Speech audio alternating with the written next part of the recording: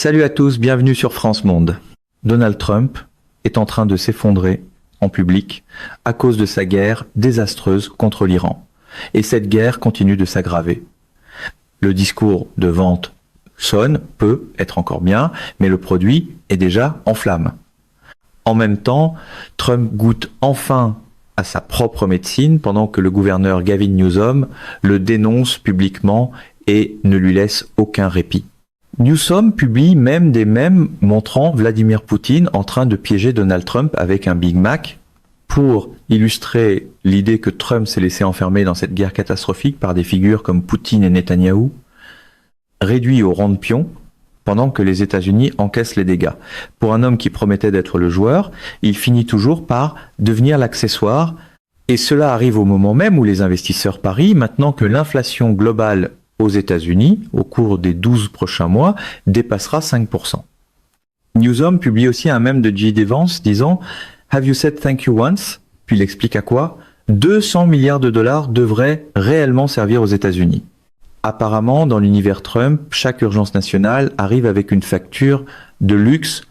Ce qui rend la situation encore pire, c'est que le régime Trump exige maintenant que le Congrès autorise non pas la guerre elle-même, parce que Trump est entré dans cette guerre avec Netanyahou sans autorisation du Congrès, ce qui en fait une guerre illégale, mais plutôt 200 milliards de dollars supplémentaires pour cette guerre illégale. C'est le vieux tour classique, mettre le feu à la maison, puis envoyer la facture de la fumée au public. En même temps, Donald Trump a déployé la 86 division aéroportée et des unités expéditionnaires des marines, non seulement sur l'USS Tripoli qui arrive du Japon la semaine prochaine, mais aussi depuis San Diego. Des milliers et des milliers de soldats sont maintenant en route vers le Moyen-Orient en vue d'une possible invasion terrestre de Carr Island ou de la côte iranienne.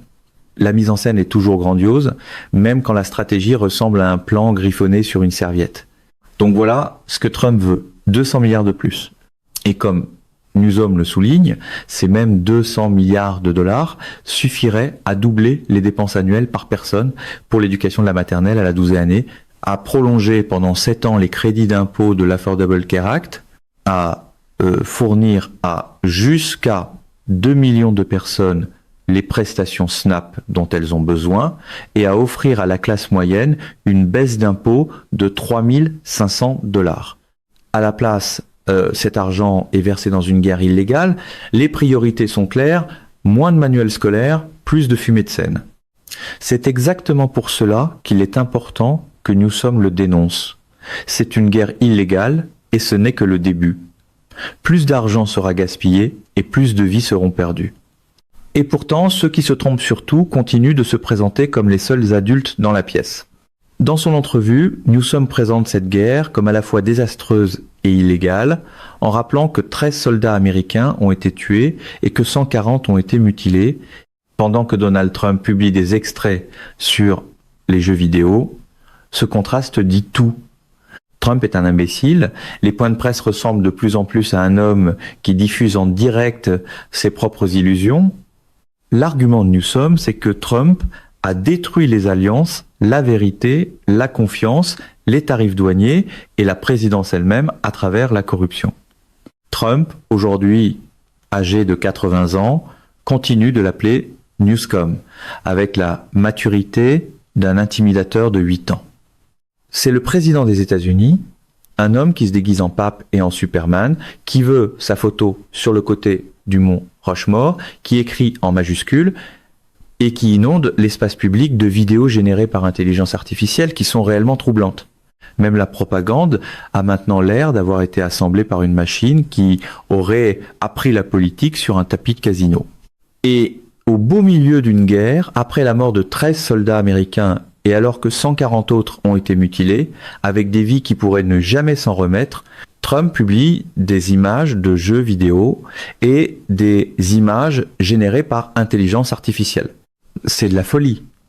L'Empire chancelle peut être, mais le calendrier de contenu, lui, doit continuer.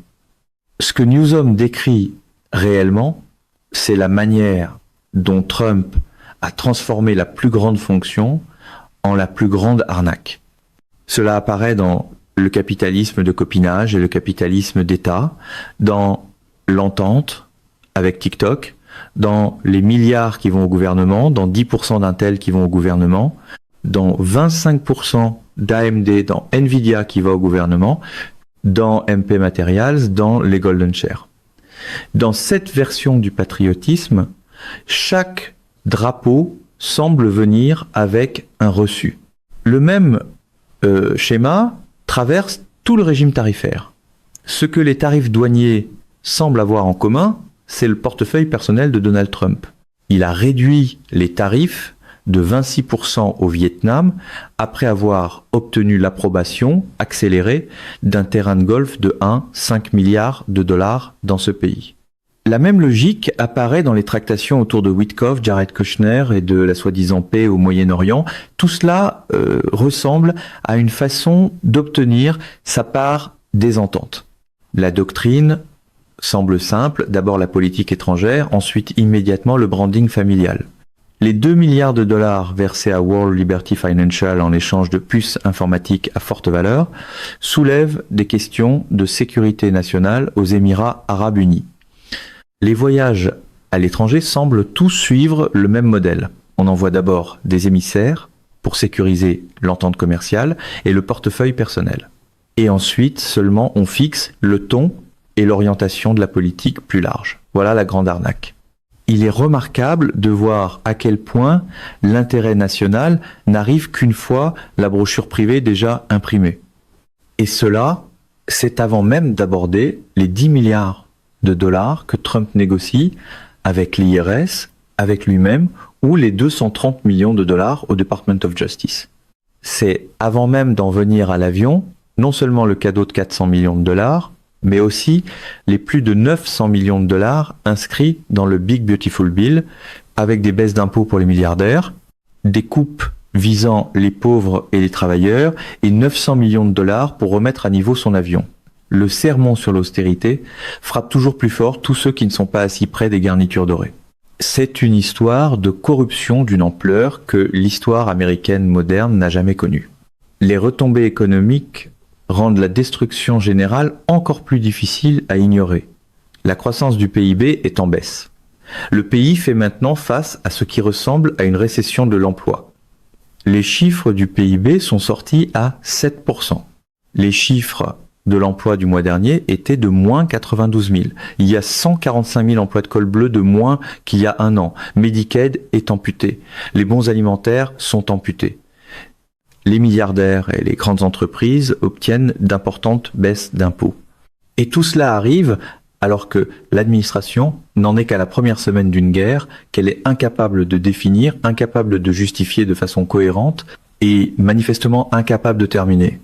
Les slogans tiennent encore debout, mais l'arithmétique a commencé à huer depuis le fond de la salle. Voilà ce qu'est devenue cette présidence, une présidence boule de démolition. Newsom publie aussi que l'or est tombé sous les 4 500 $, la plus forte chute hebdomadaire depuis 1983. L'or s'effondre, Trump promettait un âge d'or, il a simplement oublié de mentionner la partie où tout s'écroule. L'image de marque continue peut être de briller, même si le plancher cède en dessous. Il y a aussi ici un enjeu plus large qui relie cette guerre à la planète et à l'avenir. Alors que cette guerre avec l'Iran s'intensifie, que les prix du pétrole grimpent, que le détroit d'Ormuz devient un point d'étranglement mondial et que les marchés de l'énergie façonnent les décisions géopolitiques, le portrait d'ensemble est impossible à ignorer. La chose même qui alimente ces conflits, ce sont les combustibles fossiles. C'est un modèle d'affaires remarquable, fabriquer la crise, puis vendre la dépendance comme si c'était le destin.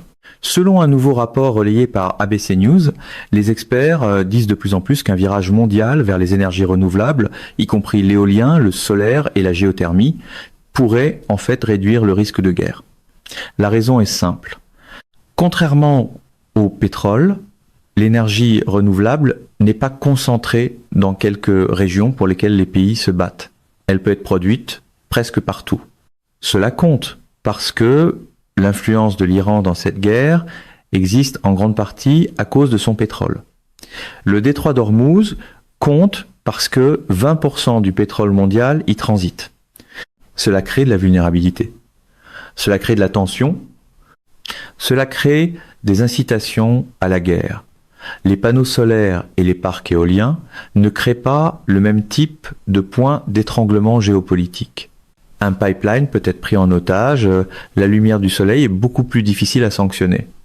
Et cela devient encore plus pertinent quand des responsables de Trump envisageraient de payer près de 8 milliards de dollars pour fermer des projets éoliens en mer, des projets capables d'alimenter des centaines de milliers, voire des millions de foyers, tout en favorisant davantage d'investissements dans les combustibles fossiles. Rien ne dit mieux vision stratégique que de saboter demain pour flatter hier. Donc, au moment précis où cette guerre montre les dangers de la dépendance au pétrole, la réponse politique consiste à en remettre une couche. Les experts cités dans le rapport soulignent un fait frappant. Historiquement, le pétrole a été directement lié à de grands conflits, de la Seconde Guerre mondiale à la guerre du Golfe jusqu'à aujourd'hui, alors que les sources d'énergie renouvelable n'ont jamais déclenché une grande guerre internationale. Mais dans le scénario de Trump, la leçon n'est jamais de quitter la cuisinière en feu, c'est d'acheter encore plus de gaz. Cela ne veut pas dire que la transition sera parfaite. Il reste des défis, notamment l'approvisionnement en matériaux pour les batteries, mais la trajectoire générale pointe vers quelque chose d'important. Un monde moins dépendant des combustibles fossiles est un monde où il y a moins d'incitation à ce genre de conflit. Personne ne dit qu'un passage aux énergies renouvelables mettrait miraculeusement fin à toutes les guerres. Mais quand l'énergie n'est pas une arme, quand elle est décentralisée, quand elle est abondante, l'équation change. Alors, pendant que cette guerre se déroule, la vraie question est de savoir si nous sommes en train d'apprendre la leçon ou de l'ignorer. Tout cela se produit au moment où Donald Trump lève maintenant les sanctions sur le pétrole iranien, permettant à l'Iran, pour la première fois depuis les années 1990, d'expédier son pétrole aux États-Unis. Et oui, cela paraît absurde, mais c'est exactement ce qui s'est produit. Trump a levé les sanctions sur 140 millions de barils de pétrole iranien pendant la guerre, donnant à l'Iran la liberté d'en faire ce qu'il veut. L'Iran est récompensé pour avoir manœuvré et mis Donald Trump en échec. Pour un mouvement obsédé par l'idée d'avoir l'air fort, il finit très souvent photographié au moment exact où le bluff s'évapore. La conclusion de Newsom est directe et juste. C'est du pétrole, du sang. Trump et Besant ont trahi le peuple américain et les soldats américains. La rhétorique enveloppée dans le drapeau sonne toujours autrement une fois que la facture est payée en sang et en taux d'intérêt. En même temps, les taux hypothécaires ont eux aussi fortement augmenté. Newsom souligne que les acheteurs d'une première maison devront maintenant payer 22 680 $ de plus à cause de la guerre illégale de Donald Trump. Cette hausse découle directement de l'augmentation des taux hypothécaires depuis la fin de février et elle représente un coût de 22 680 $ pour un acheteur typique d'une première propriété. Même le rêve américain est désormais assorti d'un supplément de guerre. Politico a aussi rapporté que des opérateurs politiques au sein du régime Trump ont empoché des millions de dollars en commission grâce à la campagne publicitaire du Department of Homeland Security et à d'autres initiatives du DSS. Il faut aussi noter que Corey Lewandowski, dont plusieurs pensent qu'il entretenait une relation avec Kristi Noem, aurait orienté des contrats vers des entreprises auxquelles il était lié. C'est pour cela que le Department of Homeland Security avait ce plafond d'approbation de 100 000 $. Chaque fois qu'une dépense de plus de 100 000 $ devait être engagée, Kristi pouvait l'examiner et rediriger l'argent soit vers Lewandowski, soit vers quelqu'un d'autre dans leur entourage. Dans cet écosystème, la supervision semble surtout servir à garantir que l'arnaque reste élégamment organisée. C'est ce que beaucoup de gens croient, et ces faits exigent encore un examen plus approfondi. Les marchés reflètent aussi les dégâts. Le Dow Jones a connu une semaine horrible et était en chute. Newsom a résumé l'ambiance avec une formule qui tombait juste: fatigué de l'ère dorée, bienvenue dans l'ère rouge. Quand les confettis retombent, le bilan comptable raconte souvent une histoire moins flatteuse. En même temps, Donald Trump publie des messages sur les réseaux sociaux au sujet de ses espadrilles dorées. De rares espadrilles, Trump était affiché à 180 000 $ lors d'un sneaker-con à Riyad. Mais ce sneaker-con n'a évidemment pas lieu alors que une guerre se déroule au Moyen-Orient. Donc, ce que Trump publie au milieu de tout cela paraît dérangé et délirant. Pendant que le prix de l'essence explose et que les 400 Inc. plongent, Trump semble concentré au laser sur la vente d'espadrilles dorées. Voilà son obsession, des espadrilles dorées. Rome avait les violons, cette production a maintenant sa marchandise dérivée. Le dysfonctionnement dépasse les marchés. Les aéroports, à Denver comme ailleurs, sont devenus un chaos absolu sous le régime Trump. Une panne de courant à l'aéroport international de Denver a perturbé les opérations pendant quelques heures cette semaine. La phrase de Newsom sur des aéroports vers nulle part, grâce au secrétaire Sean Duffy du Real World Road Rules Challenge, frappe juste parce que l'incompétence est maintenant visible partout. Même l'infrastructure de base donne maintenant l'impression d'être gérée par un groupe de discussion en veste réfléchissante. Et visuellement, les marchés vendredi racontaient la même histoire. Brew Market l'a dit simplement, Happy Friday, all in the red. La réponse de Newsom traduisait exactement l'épuisement du moment. Monsieur, nous sommes fatigués de gagner. Plus jamais, s'il vous plaît. Plus jamais, s'il vous plaît. Un des points les plus importants de l'entrevue de Newsom, c'est que Donald Trump veut faire reculer l'Amérique. Cela touche les droits civiques, les droits de vote, les droits LGBTQ et les droits des femmes.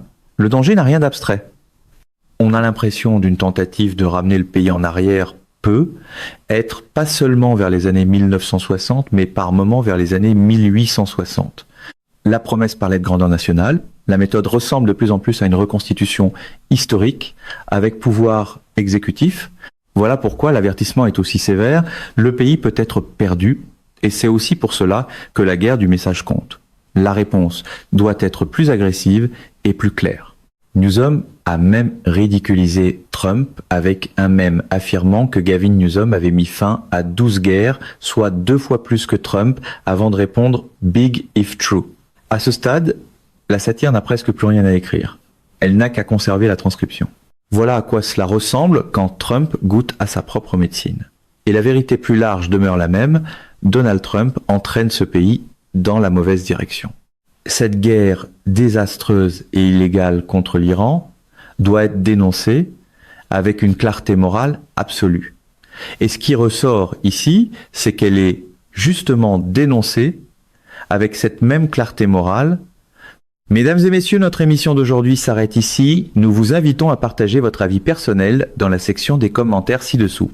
France, Monde vous salue et vous donne rendez-vous très bientôt.